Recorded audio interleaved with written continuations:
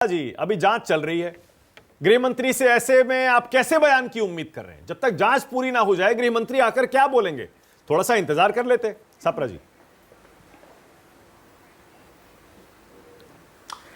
देखिए मानक जी, ऐसा है कि देश की जो पार्लियामेंट है ये एको निकलवा दीजिए जरा। एको हाँ ठीक करवा रहा हूं। जो लोकतंत्र का मंदिर है हमारा, उसके अंदर अगर सुरक्षा में सेंध लगती है और सरकार इतनी लाइटली लेती है, इतने हल्के से उस घटना को लेती है, अगर विपक्ष कहता है कि हमारे गृह मंत्री आकर के उत्तर दे दे यहां पर, तो उनका क्या बिगड़ता है?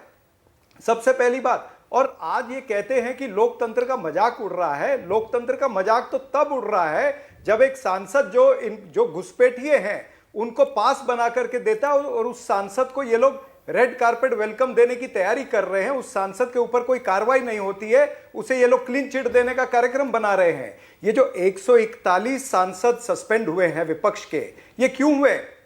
मात्र दो लोगों को बचाने के लिए, एक अमित शाह को बचाने के लिए और एक प्रताप सिम्हा को बचाने के लिए। यानी अपने दो सांसदों को बचाने के लिए 141 को सस्पेंड कर सकते हैं, पार्लियामेंट को विपक्ष मुक्त पार्लियामेंट बना सकते हैं, मदर ऑफ डेमोक्रेसी पर यह बात करते हैं। मदर ऑफ डेमोक्रेसी बोलने वाले मर्डर ऑफ डेमोक्रेसी कर रहे हैं। आप मर्डर ऑफ डेमोक्रेसी कर रहे हैं तो क्या देश सवाल नहीं उठाएगा?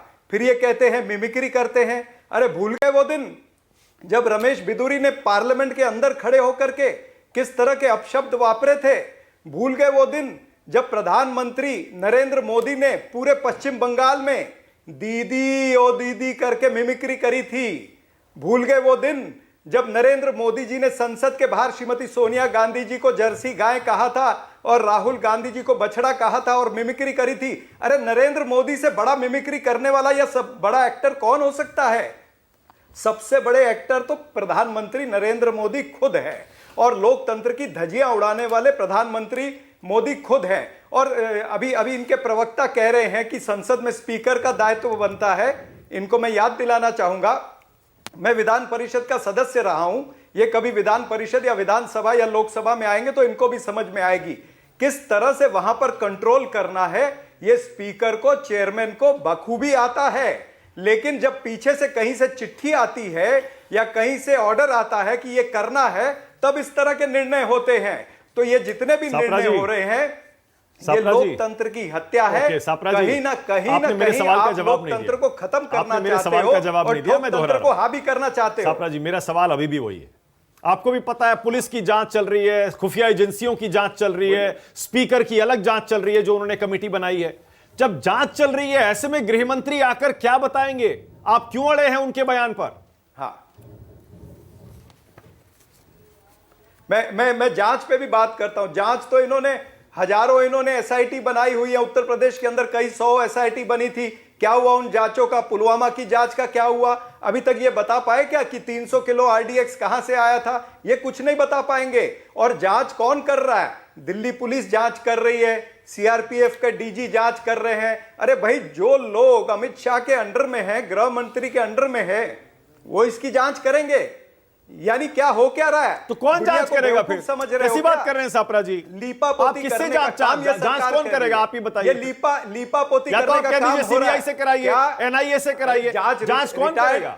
रिटायर्ड जज, सुप्रीम कोर्ट के रिटायर्ड जज के तहत एजेंसियों ने जांच करनी चाहिए। इनको मॉनिटर कौन करेगा? अमित शाह जी मॉनिटर करेंगे ना।